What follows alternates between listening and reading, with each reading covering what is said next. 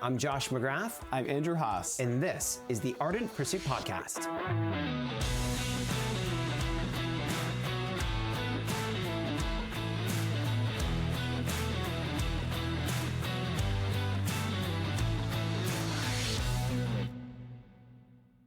Today we're continuing our series on creating a vision for the new year.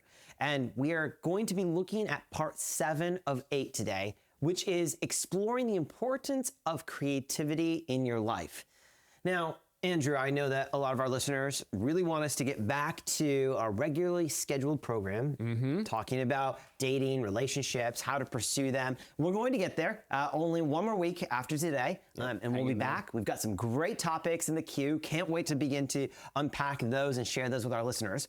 But today, we're talking about an idea that probably a lot of men don't tend to talk about or think about, and that is creativity. And a question that I want to start us off with is, why talk about creativity? Is it important in our lives?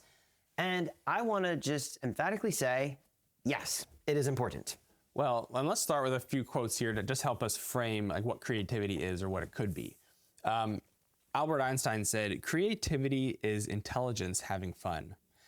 And an unattributed quote says, "Creativity is the tension between chaos and order." It's funny because that Albert Einstein quote reminds me of our last episode where we were talking about being intellectually curious.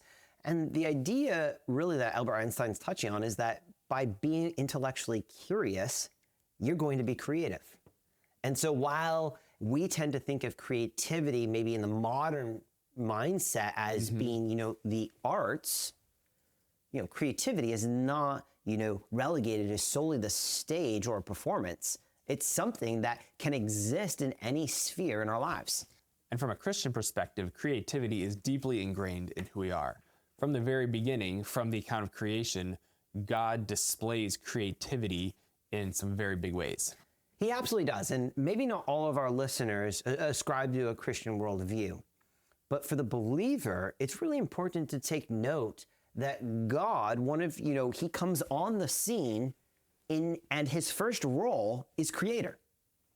He hasn't, stepped into the role of savior yet. He hasn't stepped into the role as father yet. He hasn't stepped into the role as provider yet. Mankind doesn't exist.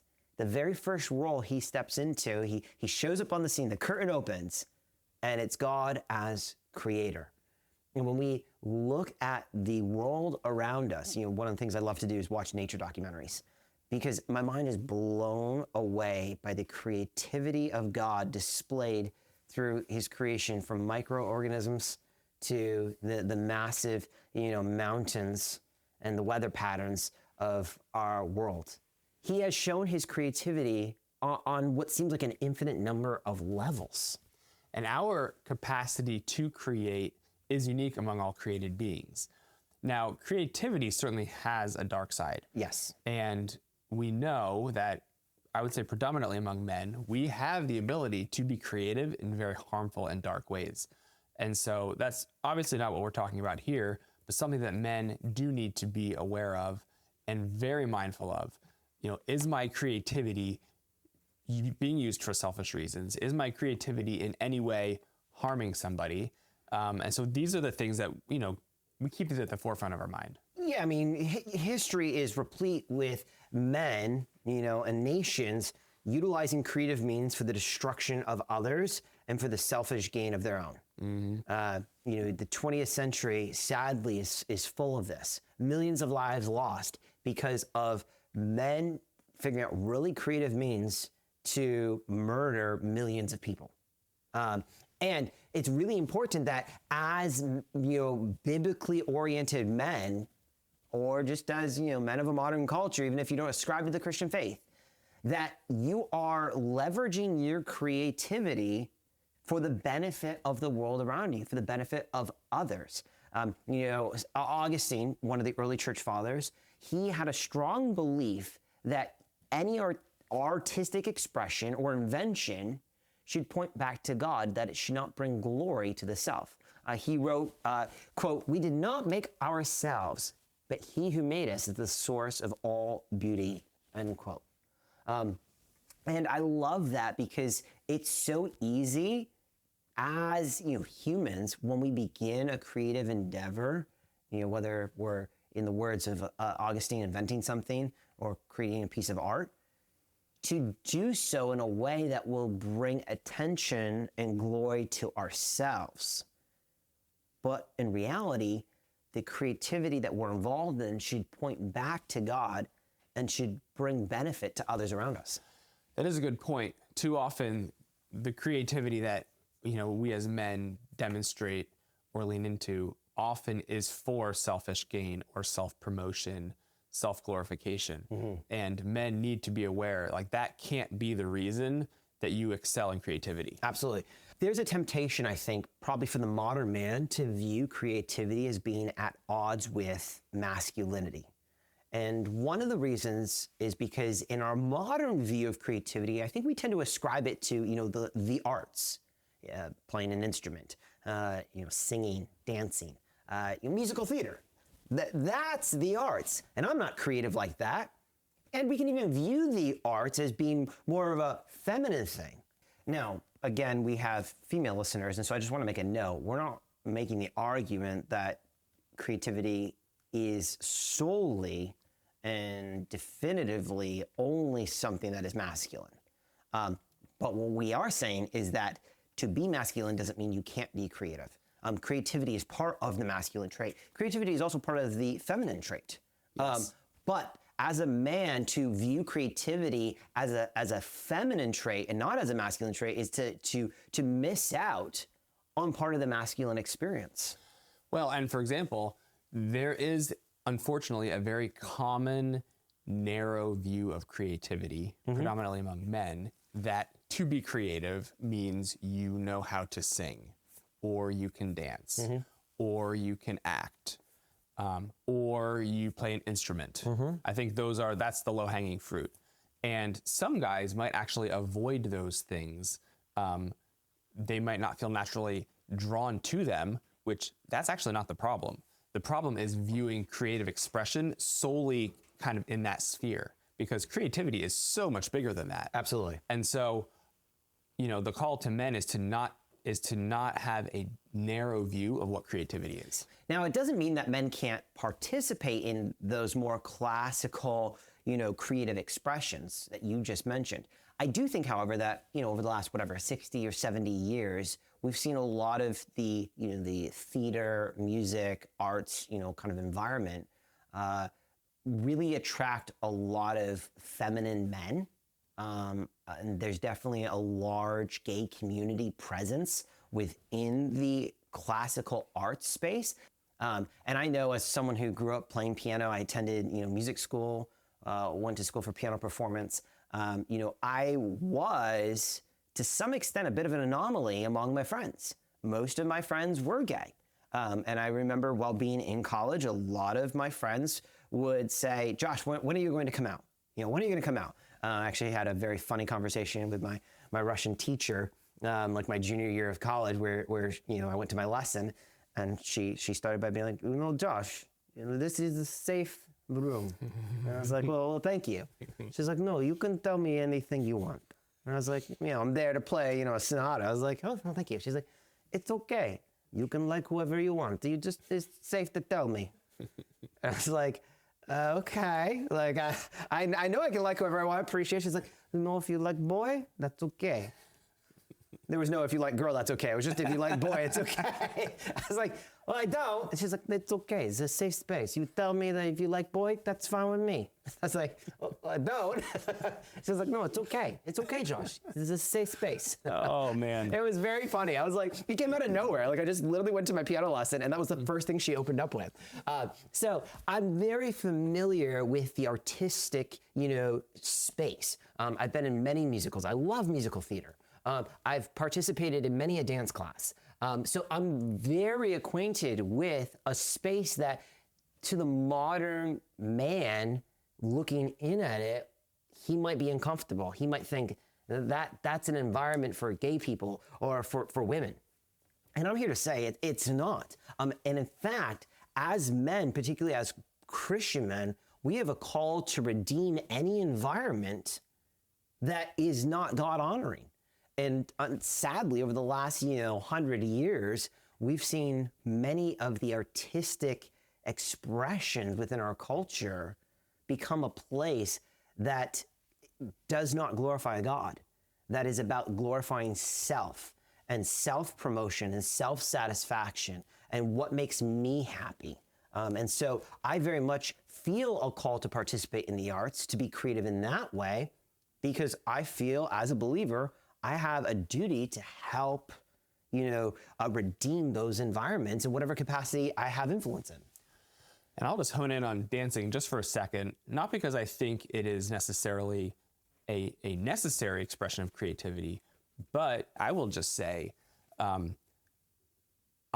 it's hard for me to come up with an expression of something that is more fully masculine and more fully feminine. If you ever watch a good male and female dancer, it's incredible. Yeah. And it is a powerful representation of what femininity is and what masculinity is. And so I just want guys to be able to kind of like have a bigger picture of what creativity can be and how men can express creativity. Now, it doesn't have to be dancing. I love singing. I don't have a good voice, so I would not necessarily lean into that as a creative expression. Sure. So, guys need to find the creativity that interests them, that catches their attention. Yep. But the call to men is to not necessarily rule off something, rule out, I can't do that because of some preconceived idea or because of some cultural assumption. Yeah. Well, I think about, musical theater camp. You and I have done musical theater camp together before. And while that's no surprise to anybody when it comes to me, it was a surprise even for me when you and your wife signed up to do musical theater camp. And it was great. It was so fun. Yeah, we did so much fun. Pirates of Penzance. Still don't know what that is, but it was fun. You sang and you danced. And it was so cool to see you, on stage performing in the showcase, whatever it was, 25-minute showcase, along with everybody, because while you're not maybe the musical theater nerd, you were like, yeah, I'm gonna try this out. There's singing, there's dancing, there's choreography, there's acting, and I'm gonna do it. And that was so fun to watch and to be part of. And that's something that I think that's important for men to recognize, is to not shy away from something simply because maybe culturally it's attributed as being, feminine or gay, but to really say, hey, I'm not gonna shy away from a particular creative expression if I have interest in it. And to be willing to lean into those moments, because it not only is a lot of fun, but it's amazing, the connections and the relationships and the memories that you can create in that process. Not to mention, you're just a more interesting person. You can talk about having been in a musical theater camp.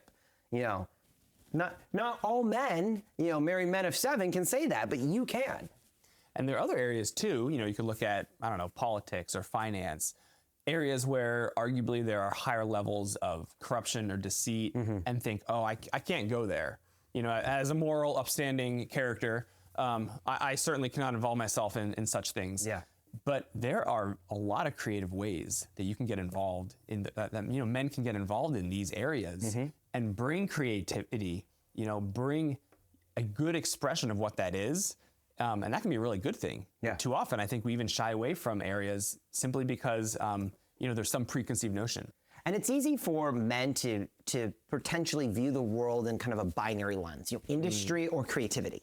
And it's industry is the place where you make things happen and you work hard, and it's that masculine environment where you can find success. And then creativity is kind of that Fruit Loopy environment where it's that's for the more feminine man who doesn't want to make money.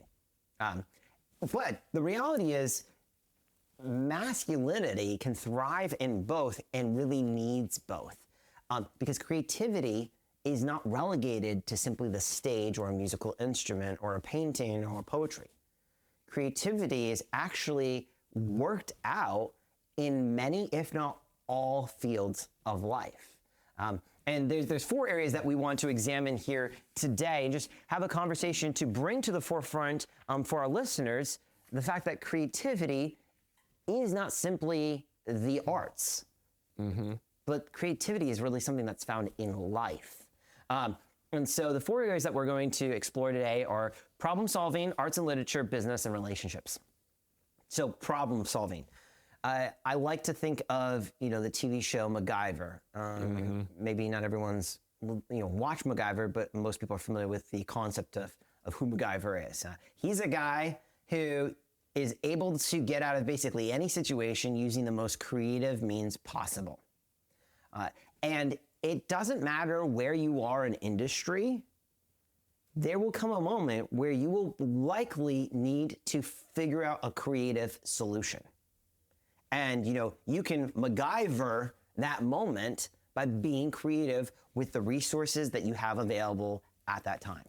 And for example, I have a degree in engineering, and when I worked in the engineering field, it is full of opportunities. It requires creativity almost at every turn. Engineering is predicated upon finding creative solutions to the problems in front of you. And that was one of the things I enjoyed. I didn't unfortunately have the opportunity to do enough of it, in my opinion, but it really is about finding creative answers to some problem. Somebody comes with a problem, there's a client saying, hey, I need this. And as an engineer, you've got to figure out, okay, given these materials, given this stuff I have to work with, how do I answer what they're looking for? That's a great example because I think about, doctors, right? Some of the world's most renowned doctors are people who are super creative, either in creating new procedures or new technology to deliver an outcome that had never been done before.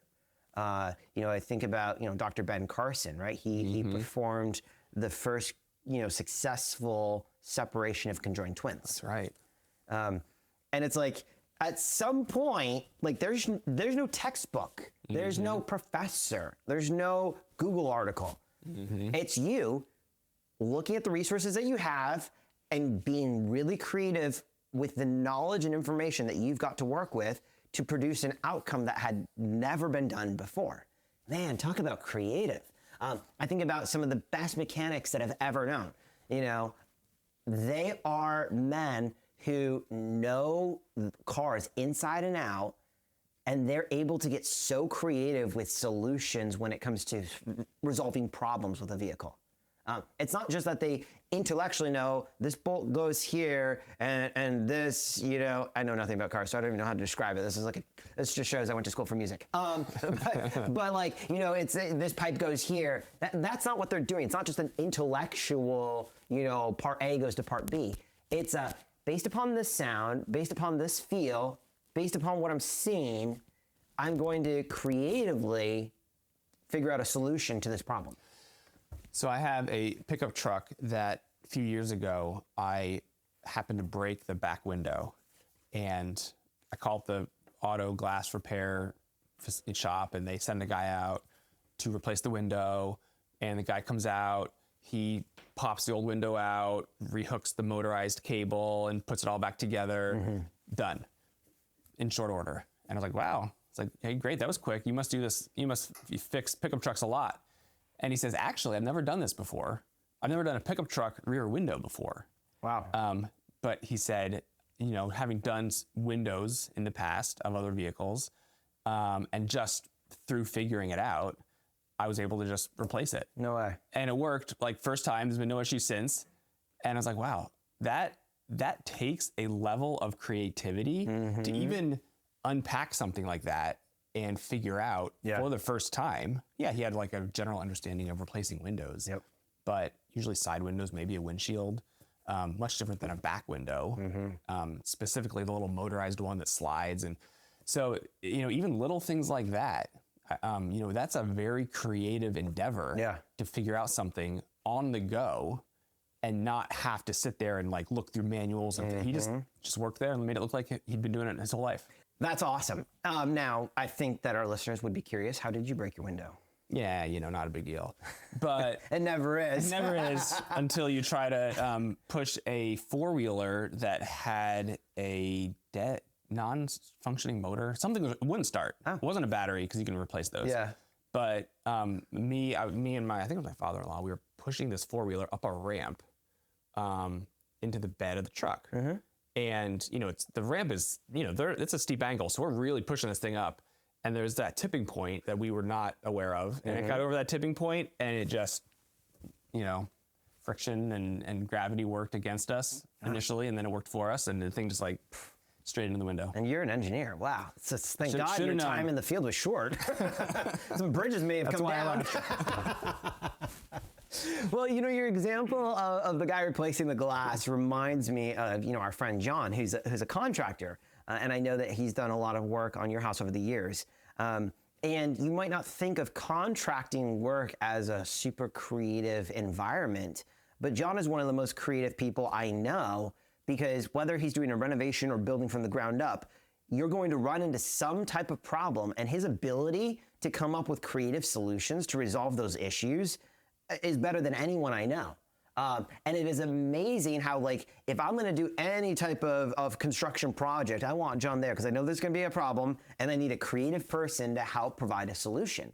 And he actually, while you're not going to see him dancing on stage and singing, he actually has been involved in musical theater as a lighting technician. And he actually is self-taught, having learned how to create scenes, everything to do with lighting and the boards and the wiring and the programming. And now he's like one of the best lighting technicians in our area as a result of just applying himself in a creative manner. And so again, men need to recognize creativity is not limited to the arts. Right. Creativity can happen anywhere where you are working and need to figure out a solution in a creative way that hasn't been done before or in that space. And that is something that men should keep at their forefront as they go throughout life. How can I bring my gifts and skills in creative, unique ways that add value, that make people better off to the environment that I'm in? Now, the second area that we want to explore briefly, which is a little more self-defined, it's arts and literature. Again, if you play an instrument, if you act, if you dance, those are very kind of classical, artistic expressions. But some others that are really important are things like writing. I love writing. I had the opportunity last year to self-publish a children's book titled "Can I Have a Phone?" And it was a book in the works for a few years. And it was a lot of fun to write that book and to work with an amazing illustrator, actually from Ukraine. And we worked together for, 6 months on all of the illustrations. And it was just a very fun project to complete. It's not a moneymaker, but it was just a way and an opportunity for me to express an idea in a creative way. And while, maybe as a man, you're not going to be a New York Times bestselling author, doesn't mean that you can't write. There are opportunities for you to go out there, and whether you're writing, some basic poetry, you're writing short stories, maybe it's even just journaling. Maybe it's writing a really nice card to your grandmother or your mother or your girlfriend or wife. There's an opportunity for men to express themselves in a creative way through writing. And to kind of dig into that point even a little bit, men expressing themselves through writing, through speech, is actually a very, I would say, critical component of healthy masculinity. Men who can't express themselves actually have a stunted outworking of who they are as a guy. And too many men will sit on the sidelines of life, so to speak, or in the sideline of a relationship, or in the sideline of a social setting, because they might not think they have something to say or not know what to say. It could be in writing. I think, just the habit of writing is very healthy. And men who don't find it worthwhile or interesting, I would just say, hey, try it out for 6 months, commit to it for a period. You might not end up liking it in the end.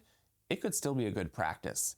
And men need to lean into different environments and find areas where they can express themselves through writing and through speech, where they can learn to articulate thoughts, ideas, convictions, all of that. That's a really important aspect of men growing as men.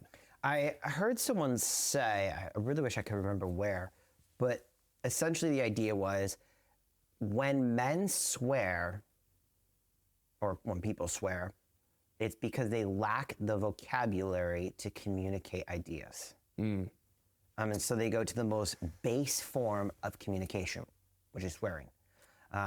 And I think back to, our founding fathers, who we tend to think of as, men in their, ripe old age of 60 and 70, gray-haired men who are, just very somber and solemn and astute and blah, blah, blah.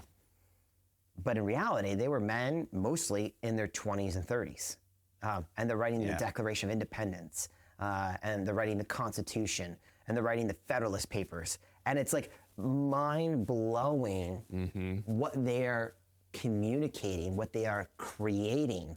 They literally created the most successful form of government history has ever seen. And to think about wow, it's because they had a knowledge and an ability and then the creativity to express all of that today we're the recipients of an incredible nation and incredible founding documents.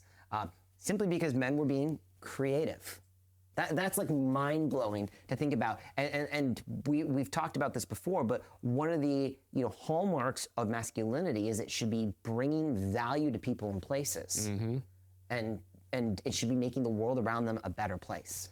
And creativity is not something you wait until your 40s or 50s or 60s. In fact, kids are often known to be very creative. Something happens as childhood progresses often. Nowadays it's screens, but there are things that kill creativity or we just don't encourage it. And so by the later childhood and early adult years, it often tapers or drops off. Yeah. Oftentimes not ever picking back up. And back to the early quote that I had of, creativity is the balance, the tension between chaos and order. We like order. Humans are oriented around order and pursuing order. And that's good. That's what men are called to do, right? We bring what's chaotic, what's disorganized, and we make it look good. We make it organized. The challenge is we can live there and we can have everything structured and orderly, and we can think the creative is unhelpful or unnecessary or laborious. And that's really what guys need. The men who are too in the, everything needs to be ordered and structured, you need to come back and foster that, hey, how can I creatively approach life? That's good. Now, let's look at the third area, which is business. We're not going to unpack this fully, but there's two ideas that we want to touch on real quick. Entrepreneurs have to be creative. Entrepreneurs at the heart of what they do is creating a solution for a problem that exists within culture. And so every entrepreneur is going to be creative. And no one's looking at that being like, oh, don't do that. Don't be that. That's weird. Yeah, that's celebrated. That's celebrated, encouraged, and pursued. And so again, we see creativity operating in a different sphere. The other is when it comes to negotiations. There's a lot that goes into play when you're doing business negotiations where you have to be really creative. Creative about the terms, creative about how you're communicating the terms, creative about the conversations you're having, creative about how you're wheeling and dealing. That's really important.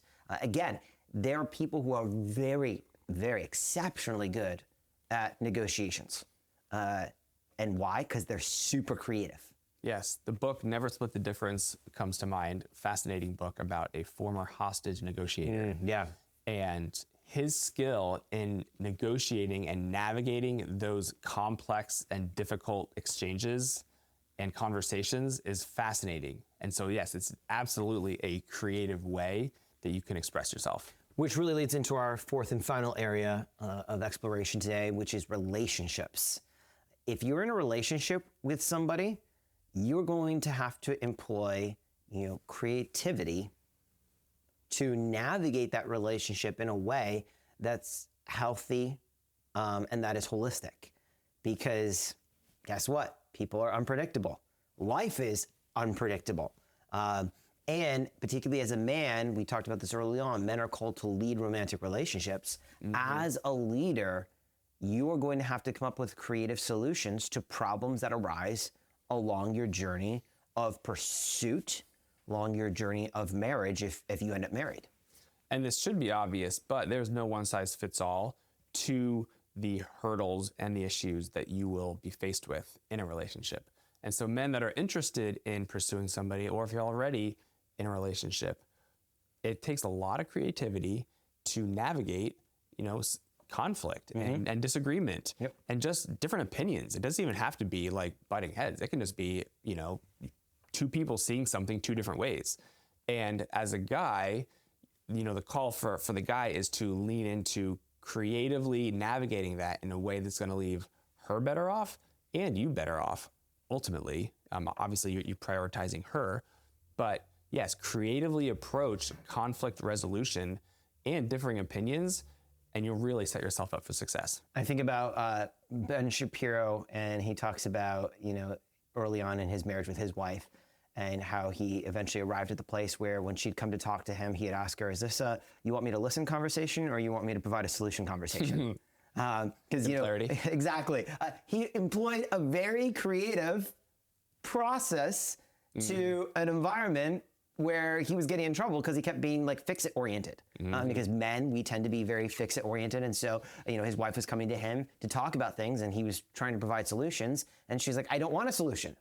And so, he took that information in and came up with a creative solution. It was identify in the front end, what are you looking for from me? And I love that because, in relationships, particularly with a woman, but even just in life, whether it's in business or with friends or family or church, you're going to need to employ creative strategies to navigate them in a way that maintains the integrity of those relationships. So why should men look to be creative? There are two reasons. It adds value to the world around you, and it gives you a deeper sense of meaning. So let's talk about that first concept. It adds value to the world around you. We've touched on it briefly throughout today's episode, but one of the calls and roles and responsibilities of masculinity is to bring value, and value can be brought in many different ways, but particularly in creativity. And as a result, think about some of the architecture we have throughout the world. Think about some of the artwork we have throughout the world. Think about some of the music we have throughout the world. Think about some of the, the literature that we have throughout the world. It's because men took ownership of being creative in different spheres, and the end result was this beautiful artistic expression that for generations we've been able to enjoy. And creativity can often give a guy a deeper sense of meaning. Now, there's a lot in life that can really motivate a guy and give that sense of belonging or sense of meaning. Yeah. But creativity is a really key component to that. It allows a man to establish what he knows and what he can do in unique ways. And that's what we're all called to do. We all have unique giftings. We all have unique abilities. And really the idea is for men to figure out what they are and figure out how can I bring this to the world in helpful ways. And there's nothing more satisfying as a guy when you're faced with a problem, or you've got an idea inside your head that you want to express externally, to solve that problem or to get that idea out in a way that makes sense. There's such a sense of like accomplishment and a feeling of like, I did that. It really does provide a great sense of like meaning for men.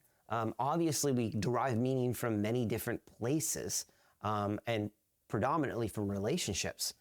But wow, when you're able to get that business off the ground, or you're able to figure out that solution at work, when you're able to write that musical piece or execute that dance well, no matter what sphere you're in, there's a sense of I did it, and that's the deeper meaning that we're really talking about here.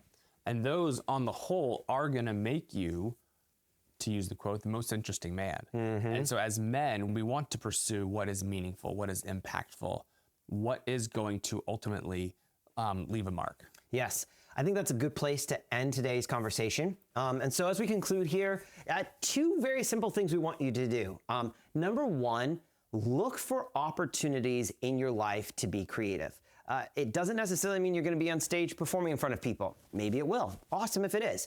But in your sphere of work, in your sphere of life, in your sphere of influence, look for opportunities where you can be creative. And the second thing to do is leverage your energy, your time, and your finances for creative endeavors.